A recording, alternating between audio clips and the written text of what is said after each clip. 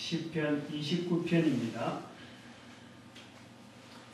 시편 29편 1절과 2절 합동하도록 합니다.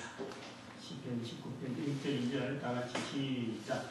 너희 권능 있는 자들아 영광과 능력을 여호와께 돌리고 돌릴지어다.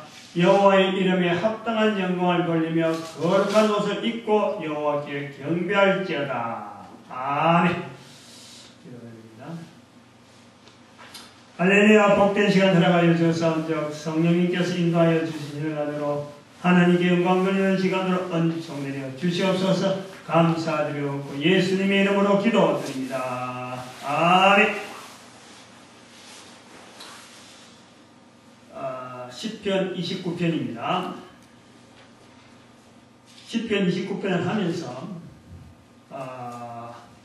보통 성경을 설교 시간에 또 성경을 강의하고 할 때는 어떤 성경의 내용을 해석을 하잖아요. 그게 우선순위예요. 해석을 한다 할 때는 일단 그거는 나놓고 해석을 해야 되는데 해석을 하기 전에 시편을 할 때는 우리가 먼저 하나를 고려해야 될 게 있다 말씀을 드렸습니다.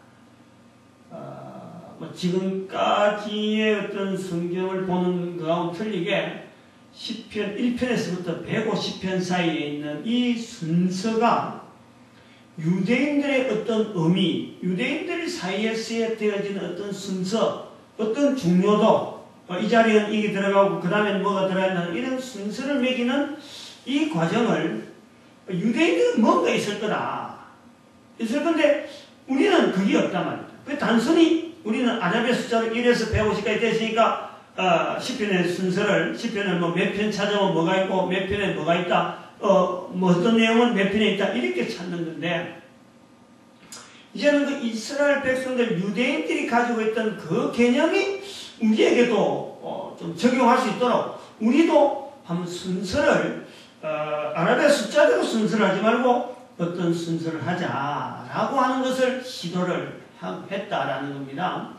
그리고 특별히 지금 우리가 읽은 속에 시편이 5권으로 150편이지만 5권으로 표현된 5권으로 구분되어 있는데 1권이 되어지는 1편에서부터 41편, 그 다음에 41편에서부터 72편 70편까지, 그 다음에 73편부터 89편까지 4편, 그 다음에 90편부터 3편, 그 다음에 90편부터 106편까지가 4편, 107편부터 150편까지가 마지막 5권.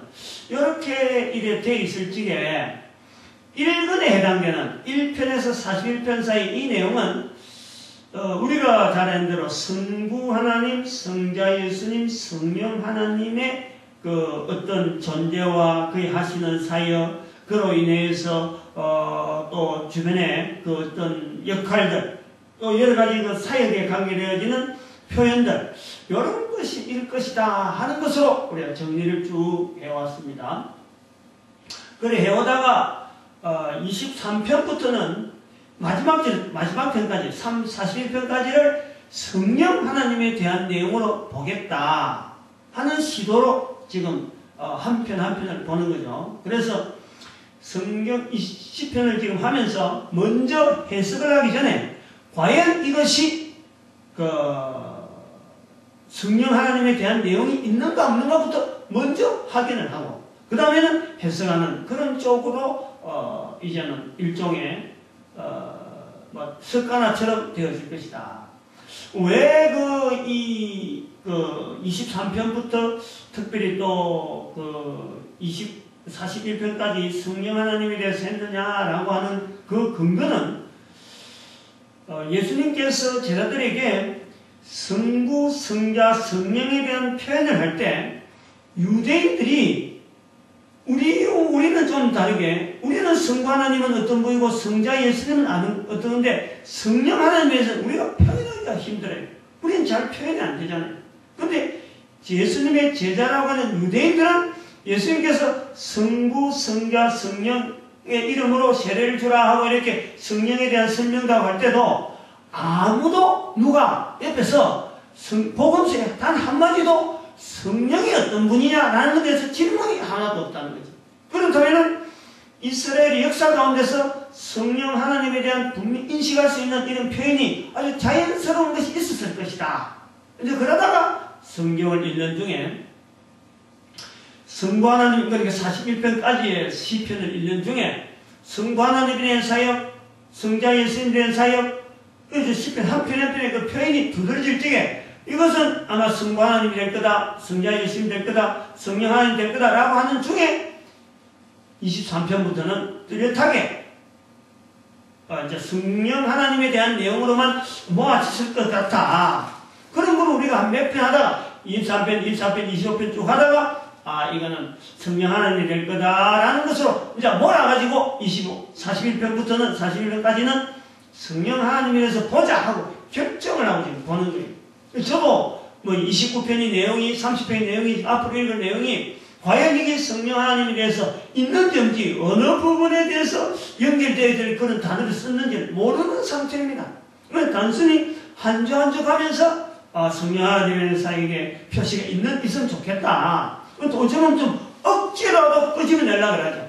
또 억지로도 끄집어낼 필요가 있는 것이 왜 필요하냐면 오늘 우리에게도 왜 예수님이 유대인들에게 성부, 성자, 성령 이야기 말씀을 했을 적에 유대인들이 쉽게 알아듣는데 왜 우리는 성경을 예수님이 이 땅에 와서 성경을 완전히 완성했고 유대인들이 성경 읽은 만큼 또 우리는 설교를 많이 듣고 성경을 읽고 하는데도 불구하고 왜 성령님에 대한 표현을 우리는 서글프게 하고 어설프게 하고 낯설어 하느냐 이거지. 우리도 좀 편안하게 좀 쉽게 듣고 그거는 성부 하나님이 아니고 성자 예수님이 아니고 성령 하나님에 대한 표현이다 라고 하는 것이 자연적으로 분해되고 받아들이면 좋겠는데 그게 안 되더라고요. 그래서 시편의 23편부터 그러한 훈련도 할 겸 또 저는 이렇게 표현이 적어서 한번 지나가는 정도를 하지만 앞으로 이 내용을 듣는 분들이 이 내용에서 성령 하나님의 표현을 어떻게 하면 더 많이 풍성하게 할 수 있는가에 대해서 연구를 많이 해서 많은 사람들이 성령 하나님을 인정하는 그런 표현이 편하면 좋겠다. 자연스러우면 좋겠다. 그럼 널리 성령님을 인정하는 이런 문화가 우리 교회 안에서 좀 더 폭넓게 자리하면 좋겠다 하는 것을 요구하고 있는 그런 나름대로의 의도, 그것도 있다. 보통 우리가 성령 하나님 그러면요, 설명하기 힘들어합니다. 성령 받아라. 이런 말은 많이 들었는데, 그 성령 받아라 하는 것이 내 입에서 성령이라는 표현이 나오기가 굉장히 어려워요.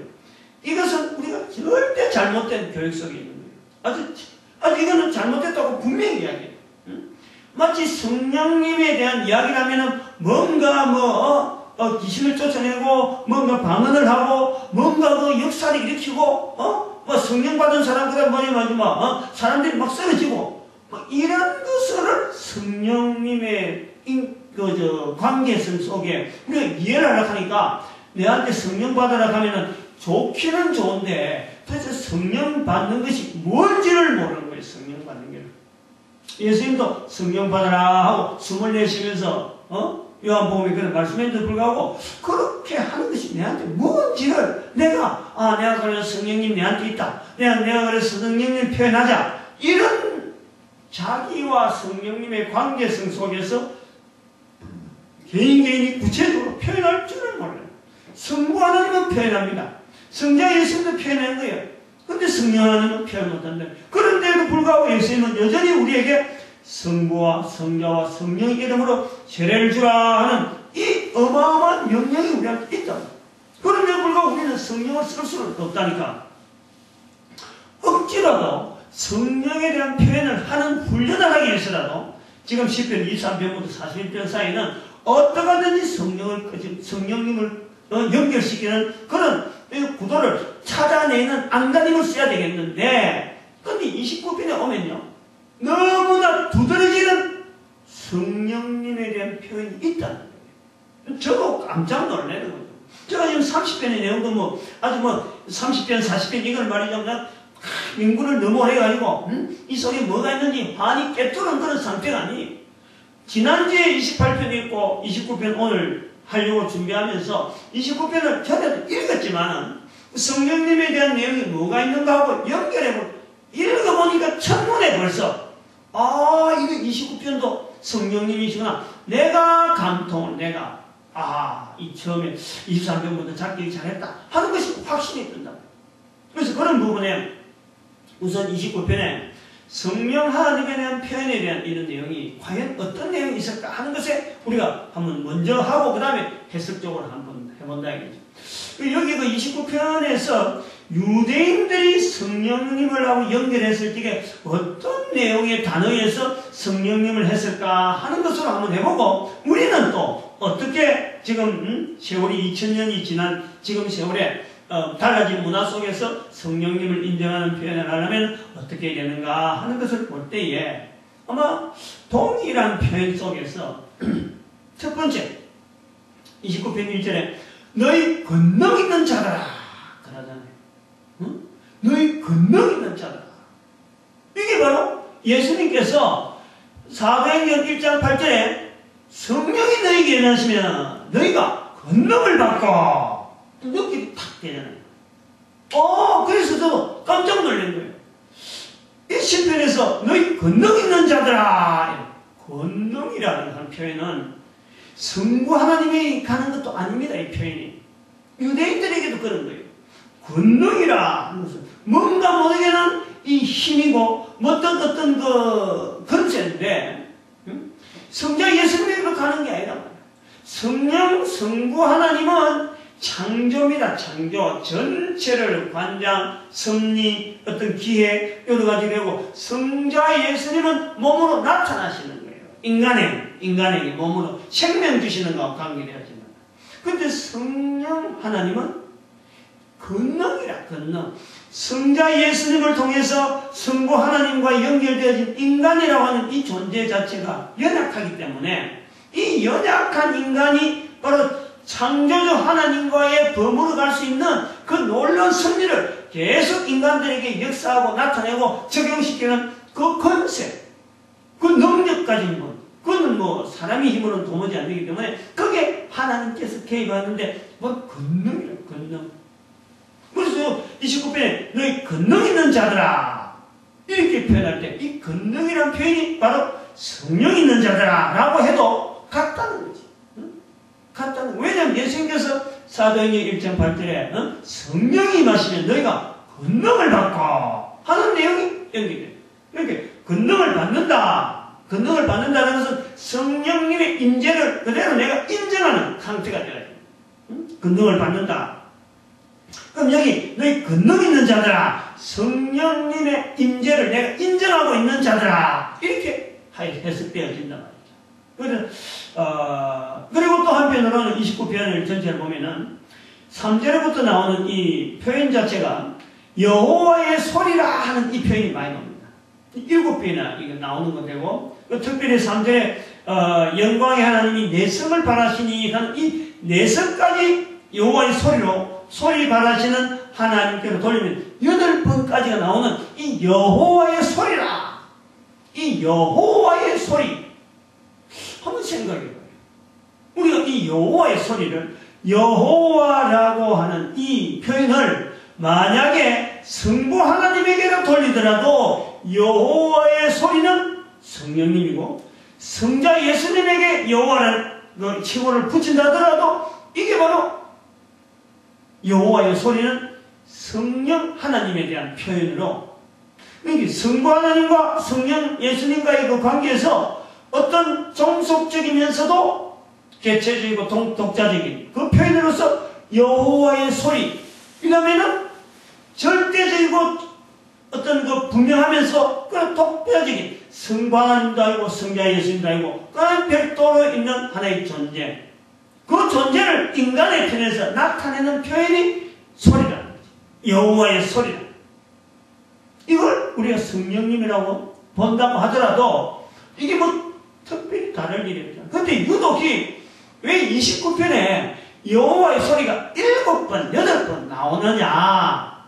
그거로 봐서 우리가 29편 자체를 이거는 성령 하나님에 대한 표현이다 라고 하는 이 표현에 연결해 볼 때 무리가 없겠다. 우리가 그 확신을 가지는 거예요. 근데 여기 이제부터 해석을 해야 되는데, 해석을 할 때, 아까도 제가 이야기를 하려다가 잠깐, 미안합니다. 잠깐 이 부분에 좀 멈칫했는데, 사실은 오늘 좀 특별한 다른 이야기를 좀, 해석과 관계된 다른 이야기를 좀 하려고 하는 거예요. 성경을 해석한다. 우리가 이거 잘 듣잖아요. 성경을 해석한 사람은 설교를 통해서 해석할 수 있고, 성경 공부를 하면서 해석할 수 있고, 또 자기가 혼자서 큐티를 하면서 성경을 해석을 할 수가 있어요. 이거 다 알려지니까 그 허락하는 거예요. 못한다 하고 법으로 막고 이런 건 없어요. 옛날에는 법으로 막았어요. 그게 이제 종교개혁을 일으킨 하나의 어떤 도화선도 된다라고 하는 그 비밀이 되는데, 그 성경을 못 읽겠어요. 한때는. 그 이제 종교개혁이 일어나기 전이란 말이에요.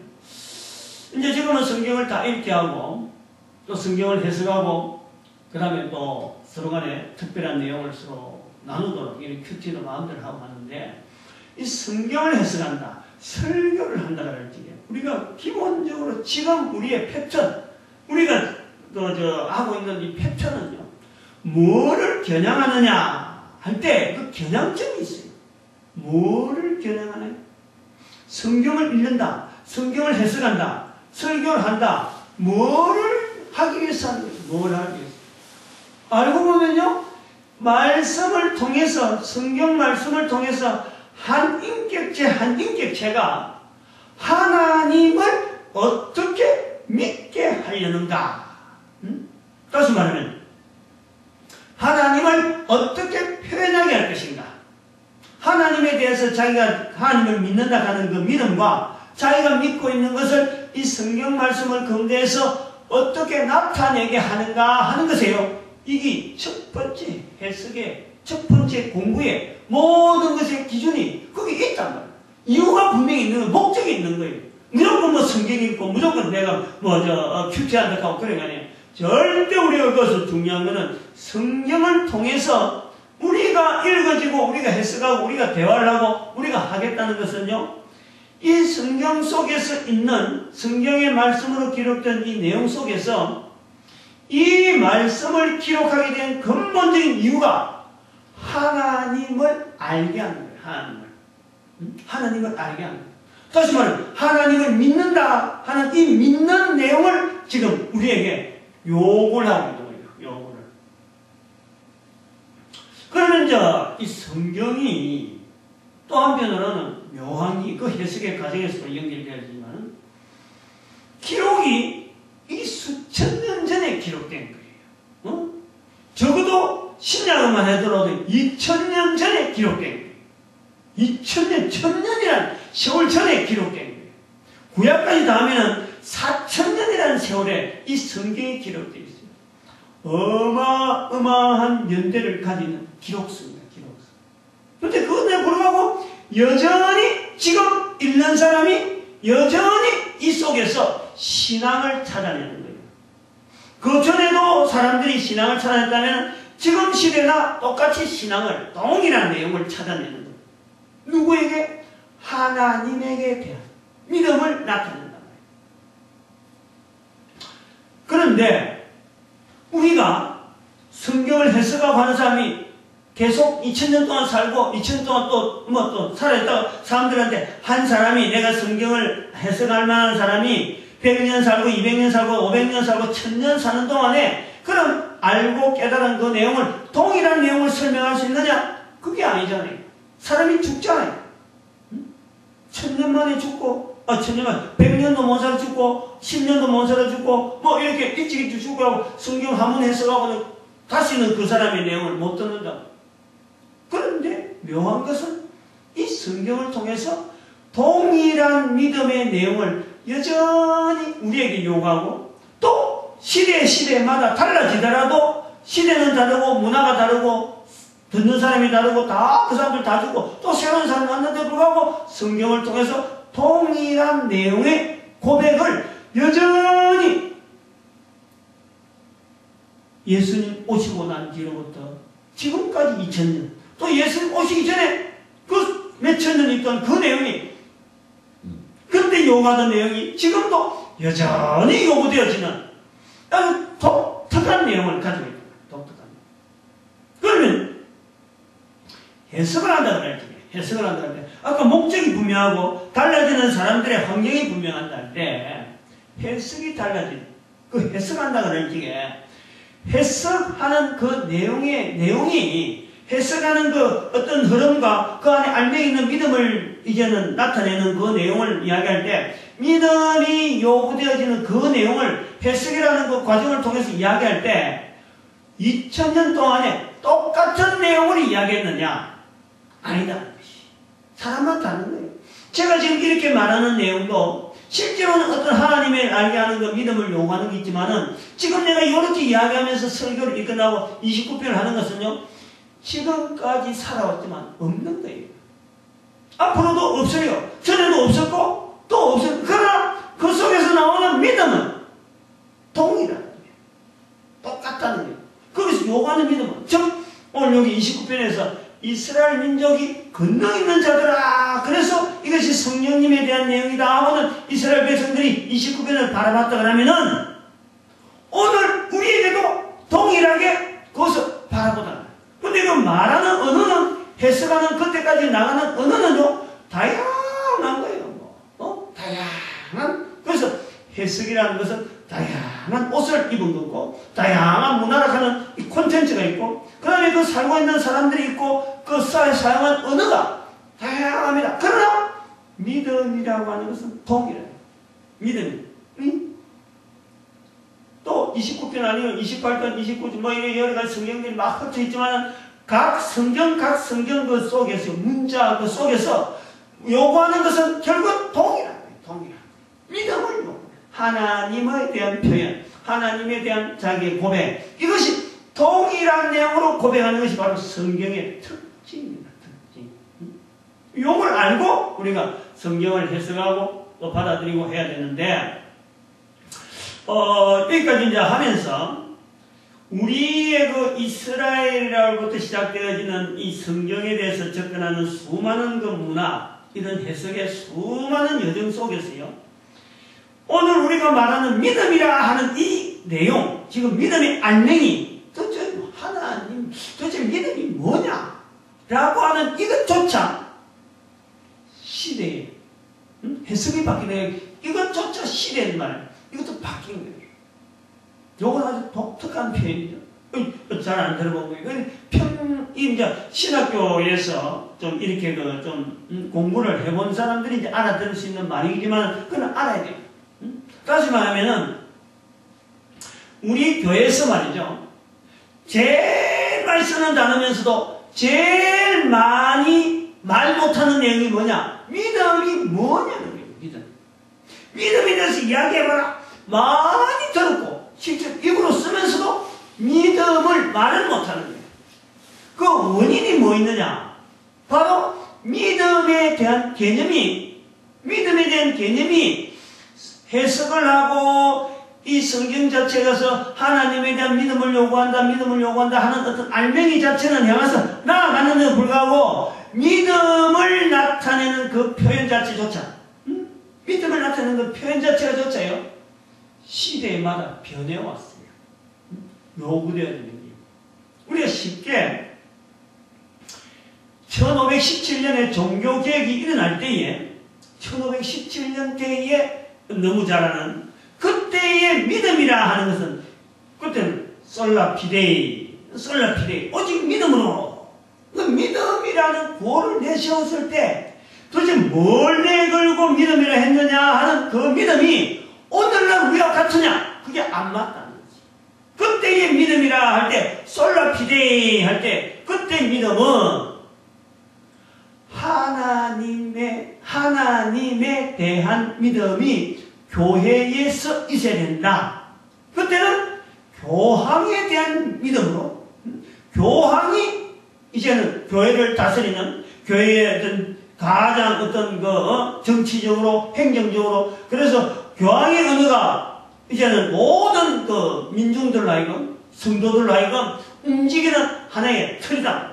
그러면은 거기에는 교회에 참석하는 사람들이 그때는 교황의 교시에서 움직이지, 교황이 지시한 대로, 교황이 가르친 대로 움직이지, 거기에 하나님에 대한 믿음이 없었다라고 말하는 시대예요. 그때. 그래서 그때 나오는 말이 믿음으로 라고 하면서 이제는 지체를 걸었다. 근데 그 믿음이란 말은 같은데도 불구하고 그 안에 알맹이는 지금 우리하고 전혀 다른 거예요. 오늘 우리가 쓰는 믿음은 그게 아니죠. 그러나 그 당시에는 그게 통인 거예요. 교황으로부터 내려오는 것은 믿음이 아니다. 그거는 어쩌면 교시고 훈시고 그건 가르침이지, 하나님으로부터 내려오는 그 하나님의 주시는 인정, 하나님께서 인도하시는 그 인도, 그게 믿음이다 라고 하는 시대가 있습니다. 그렇게 해서 이제는 역사가 오면서 그 시대와 지금의 우리 그 교회가 지금 있는 시대까지요, 수많은 믿음의 변천이 있는 거예요. 믿음의 변천. 많은 내용의 표현이 있어요. 그 지금 우리가 쓰는 말을, 믿음이란 말을 못하는 이유가 바로 그거예요. 1517년부터 시작해서라도 우리가 믿음을 많이 썼는데 지금까지 믿음에 대한 정의를 딱 불러지게 모든 교회가 일치적으로 말을 못하는 거예요. 응? 솔라 피데이하고 넘어가는 그 시대에 믿음으로 하고 무조건 구원 외치는데 이게 화란 쪽에 가서는 믿음이 다르고, 그 다음에 또 영국에 가서는 또 믿음이 다르고, 또 퓨리탄이라고 하는 아메리카에 가서는 또 믿음이 다르는 거예요. 또 믿음이 또 세월이 쭉 흘러가면서 선교하는 시대가 쭉 돌아가면서 선교지 각 곳에 심겨지는 그 단어가 접목되어지면서 하나의 아시아 문화권, 아프리카 문화권, 이런 어떤 문화권에 대한 굵직한 어떤 문화권에 대해서 이 믿음이라는 말이 들어갈 때 이 언어가 달라지는 거예요. 들어갈 접목할 때 시대가 벌써 1500년부터 2011년 한 500년 사이 건너가면서 50년 내지 60년, 어쩌면 100년, 50년, 100년 사이 어간해서 이 믿음이라는 개념이 계속 바뀌는 거예요. 계속 바뀌는 거예요. 어떤 때는 믿음이, 이거는 예배, 하나님 앞에 예배 드리고, 하나님 앞에 찬송 드리고, 하나님 앞에 11조하고, 요것이 예배, 요것이 믿음으로 표현하는 거예요. 저쪽으로 전하고 보이니까, 보이지 않으면 안 되니까, 믿음을 보여달라, 믿음을 보이니까 이것이 예배인 이것이 믿음으로 표현해요. 저걸 보고 저 사람이 믿음이 있다. 지금 우리가 이야기하는 표현이에요. 또 어떤 사람은 남들이 모르는 그 표현, 그 어떤 감정적인 표현. 이것이 시대마다 인정하는 거예요. 그 믿음은 그렇게 하는 거하고는 형식적이다. 그거는 근본적인 내용이지. 그 근본주의다. 믿음은 그게 아니고 다른 사람들이 아파하고 다른 사람들이 참 머릿속으로 생각하는 보다도 이 감정적인 그리고 어떤 체험적인 분명한 역사가 있고, 그래서 자기가 새롭게 발생되어지는 내적인 어떤 분명한 알맹이다. 그래서 감정적이다. 이 감정, 체험, 이걸 믿음이라 하는 거예요. 우리가 쓰는 지금의 믿음에 거의 비슷한 설명들이 다 섞여 있는 거예요. 한편으로는 믿음은 신념과 비슷하다. 이제 공산주의가 막 생길 때, 그때 되어지는 거예요. 하나의 공산주의가 이데올로기로서 사람을 쫙 점령할 때, 이 공산주의가 바로 종교는 이건 아편이다 하면서 반대를 하고 나오는 거예요. 반대를. 그때의 이 믿음이라는 것은 공산주의하고 결합하지 않는 것이 믿음이다. 하나의 이데올로기, 그때는. 이건 어떤 신념이다, 신념. 그래서 공산주의와 자유진영 다를 때에 자유진영의 표상이 뭐냐? 기독교 있느냐 없느냐? 여기 공산주의는 무조건 기독교 방면이죠. 바로 그럴 때에 이 종교라고 하는 대표적인 종교로서 기독교가 기독교 가지고 있는 믿음은 공산주의처럼 이 어떤 자본 이 물질 자체를 막 이렇게 공유하고 뭐 이렇게 하는 이런 그 자체를 말이죠. 이게 오히려 기독교에서는 실행이에요. 이거 저렇게 물질을 나눠준다.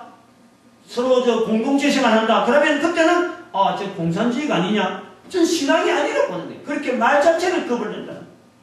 다양한 성경을 나누고 다양한 형태의 믿음의 유형들이 수도 많이 있었어요. 이 이야기를 왜 하느냐?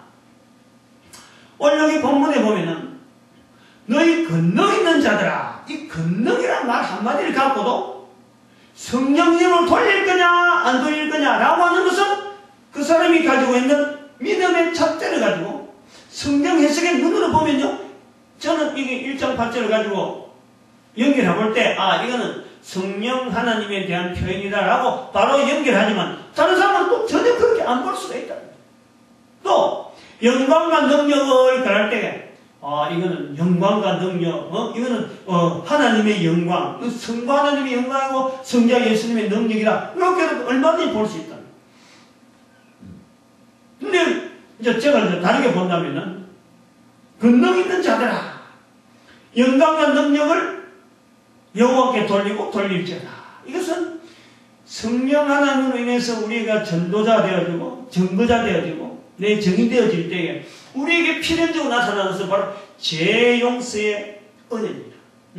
죄용서의 어떻게 보면 영광이죠. 우리 개인의 영광이죠. 한 인간의 이 땅에 있는 동안에 죄용서 되어진 이것은 어마어마한 영광이죠.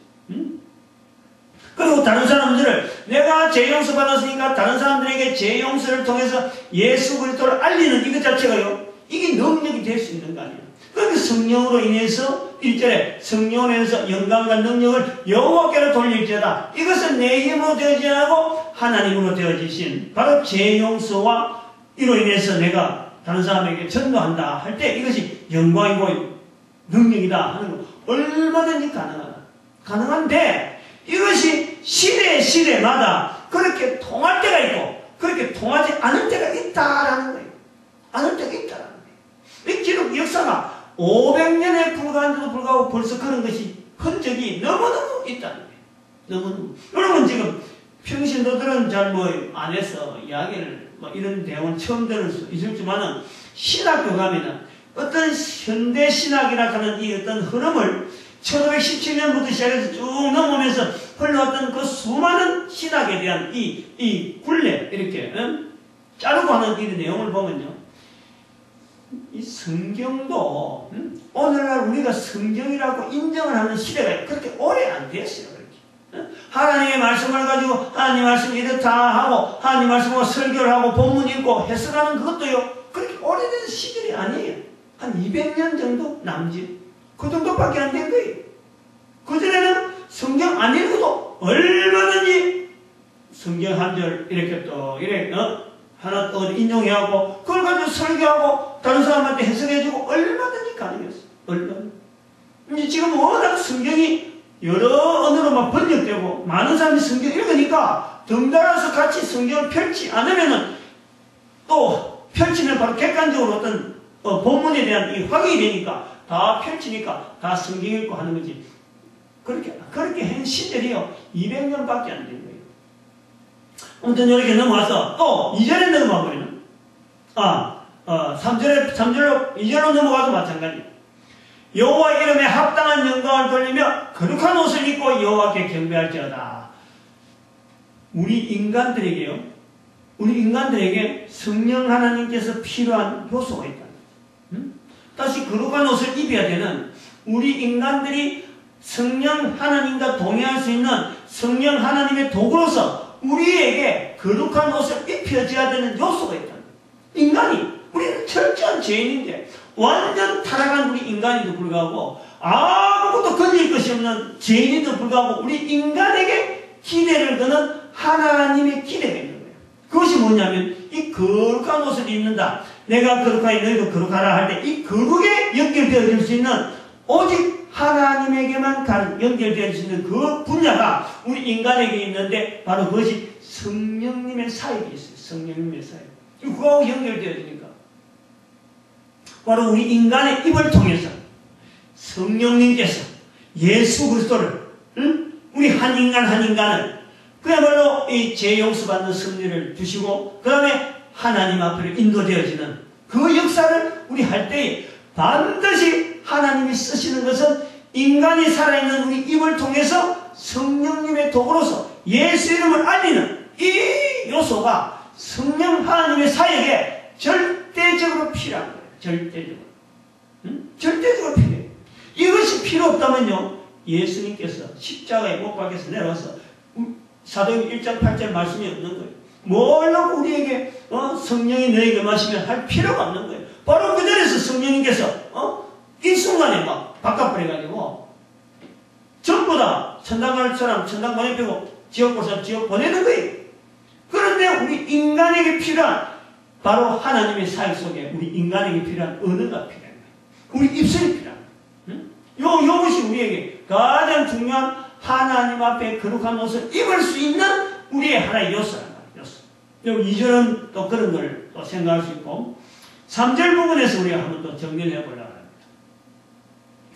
여호와의 소리가 무리에 있도다. 여호와의 소리가 이제 계속 나오는데 어찌 보면 이것은 3절부터 쭉 나오는 여호와의 소리라 할 때는 여호와의 소리가 무리에 있다. 여호와의 소리가 뭐 백향목을 끊는다. 여호와의 소리가 화염을 가른다. 광야를 진동한다. 암사슴을 낙태케 한다. 이런 거 볼 때는 아마도 이 다윗의 시로서 이 다윗이 이스라엘 백성들 입장에서 여호와의 그 하나님의 권능이 하나님의 능력이 어쩌면 이스라엘 백성들의 반대되어지는 대적되어지는 나라에 지금 폭풍을 주고 홍수를 주고 그 다음에 뭐 엄청난 어떤 재난을 줘가지고 그 상대국이 지금 어려운 지경에 이르는 것을 지금 이스라엘 백성들은 그걸 보면서 하나님께서 인간이 할 수 없는 방법으로 지금 혼을 내주고 있다. 이렇게 바라보는 눈으로 볼 수 있다는 거예요.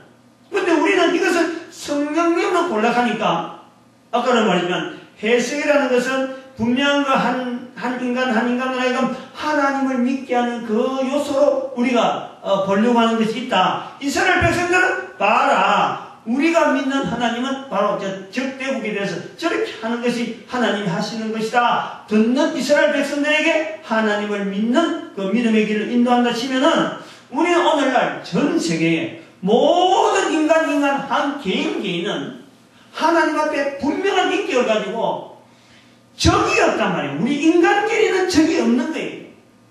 우리 인간의 적은 유일하게 악한 사탄밖에 없어요. 악한 사탄밖에 없어요.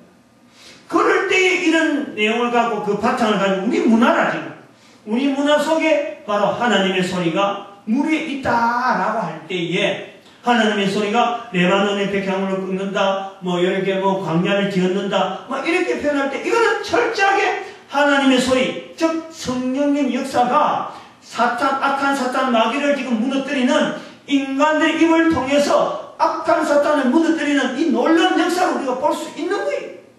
그렇게 보자는, 그렇게 보는 시간을 자꾸 만들자는 거죠. 억지로도 만들어서 성령 하나님을 인정하는 우리의 문화를 만들자. 즉 성령 하나님을 인정하는 문화라는 것은 다른 말로 하면 전도하는 문화입니다. 전도하는 문화. 이런 문화를, 이런 본문을 통해서 억지라도 사람에게 원수를 하지 아니하고 이 마귀의 진영을 파는 그 하나님의 도구 되어지는 성령님의 도구 되어지는 우리 한 사람 한 사람을 도구 삼으셔서 쓰시는 성령님의 섭리에 우리가 돌리자 이거예요. 그럴 때에 3절 같은 경우에 한번 주목을 해야 돼요. 주목을. 여호와의 소리가 무리에 있도다. 여호와의 소리가 무리에 있도다. 좀 이상하다 하는 느낌이 안 드나요? 여호와의 소리, 적어도 말이죠. 여호와의 소리라고 할 때는 우리 인간의 이 가축력, 소리를 들을 수 있는 이 귀의 이 어떤 범위 안에 뭔지 모르게 인지되어지는 것이 분명한데 이것은 여호와의 소리라 하는 이 표현은요. 여호와의 음성이 아니잖아. 여호와의 소리라잖아. 이게 아주 특이한 거예요. 음성과 소리가 왜 다를까? 아까도 이 표현을 이 여호와의 소리라 할 때 성령님이라 하는 이 표현하는 것 자체가 어쩌보면은 이 여호와의 음성 그러면요. 이 여호와라고 하는 분이 예수님이 되면은 여호와의 음성 그러면요. 바로 그건 예수님의 음성이 되는 거예요. 하나님의 음성 같으면은 바로 말씀하시는 그 하나님의 음성이 되는 거예요. 그런데 여호와의 소리라 하는 그 개념 자체가 이 소리와 이 여호와라 하는 이 관계가 안 맞는 거예요. 그래서 성령님이라 하고 이렇게 표현하자라고 했는데, 우리에게 들려지는 왜 여호와의 소리냐라고 할 때에 이것은 우리가 귀로 듣는 이것밖에 안 되지 눈으로 보는 것이 아니잖아요. 그래서 어떤 형상을 만들 수가 없어. 또 뭔가 움직인다 그래서 만져지는 것도 아니잖아요. 단순하게 소리입니다. 안 들었다 해도 되고, 본다 하면은 본 사람이 이 사람도 있고 저 사람도 있고 두 사람이 있고 세 사람이 있을 수 있어요.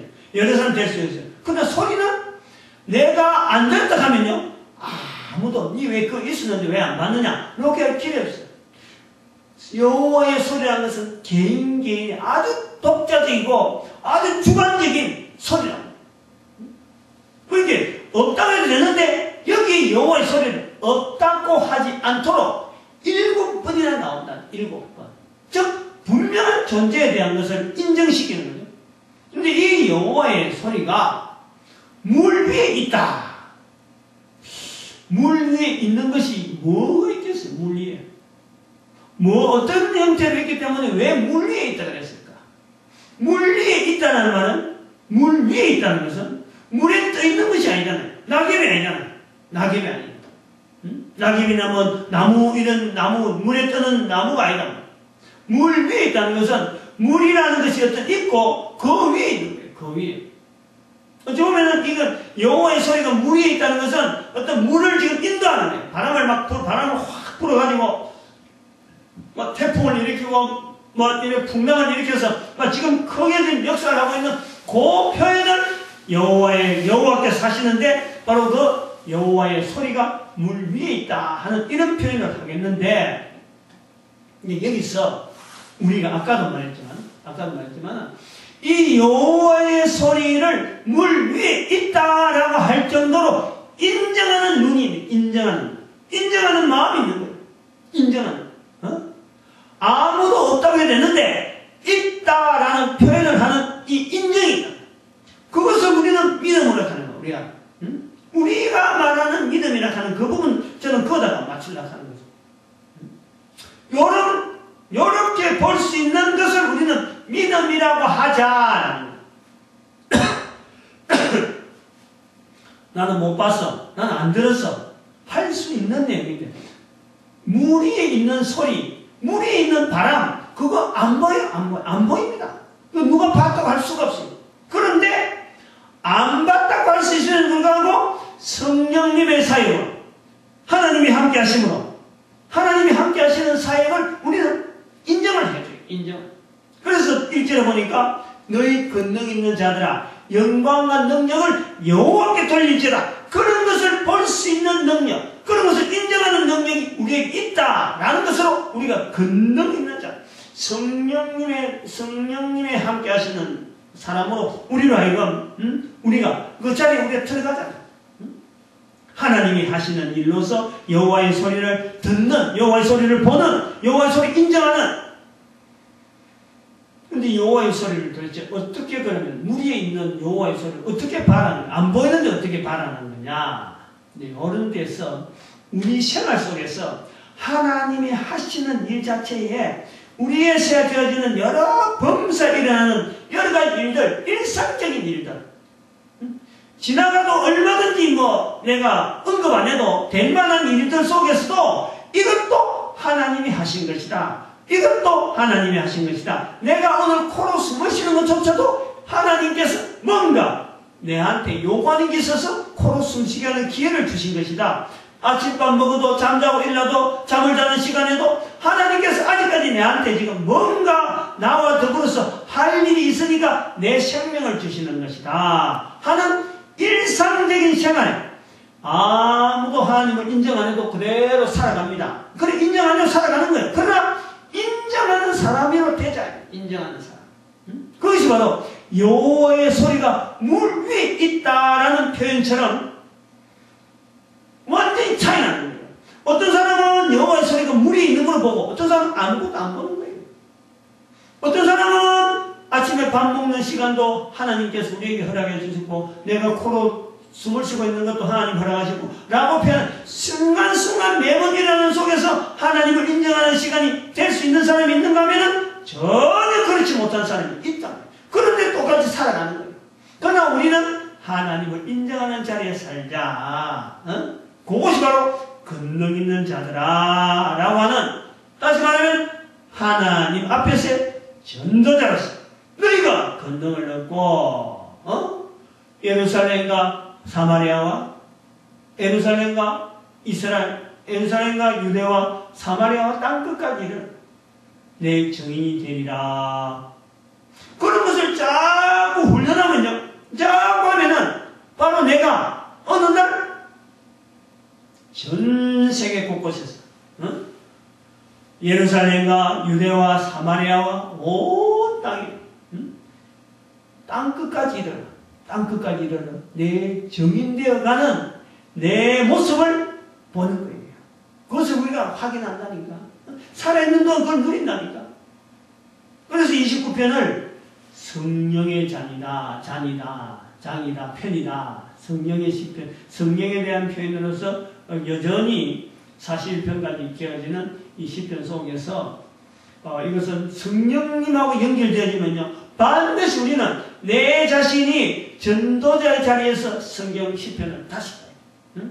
그 23편부터 41편까지 성령의 잔으로 보겠다는 것은 다른 말로 하면 전도자와 더불어서 섭리하여 주시는 성령 하나님에 대한 시각으로 계속 훈련하겠다는 거예요. 계속. 이것이 필요하다. 지금도 교회에서 설교하는 이런 패턴이요, 앞으로 어떻게 바뀔지 모르겠어요. 그러나 이제 우리가 이런 시각을 자꾸 해야 된다 하는, 또 어찌 보면은 이 성령의 시각, 잃어버렸던 어떤 성령에 대한 이 시각이죠. 예수님이 분명히 성령이 임하시면 하고 했는데도 지금은 우리가 성령님을 찾지도 않는 시대가 되어버렸어요. 그러나 이제는 반드시 이래라도 억지라도 성령을 찾아야 될 시대가 된 이유는, 이제는 더 이상 성령님을 인정하지 않는 시대는 다시 오지 않아야 되는 시대가 된 것이 분명한, 지금의 과거의 모든 역사는 성령님을 인정하지 않지만 이제는 성령님을 철저히 인정하면서 예수님 오실 때까지 가야 되는 이유는 뭐냐니까, 지금 세월이 인터넷 시대가 됐다. 인터넷 시대. 세월이 어마어마한 변화가 왔다는 거죠. 2000년 전에 그랬다고 해서 지금도 여전히 하면 안 되는 거예요. 지금은 인터넷 시대가 되어서 성령님을 인정해야만 되는 시대가 지금 도래해요. 지금은 더 물러설 수가 없어. 피할 수가 없어.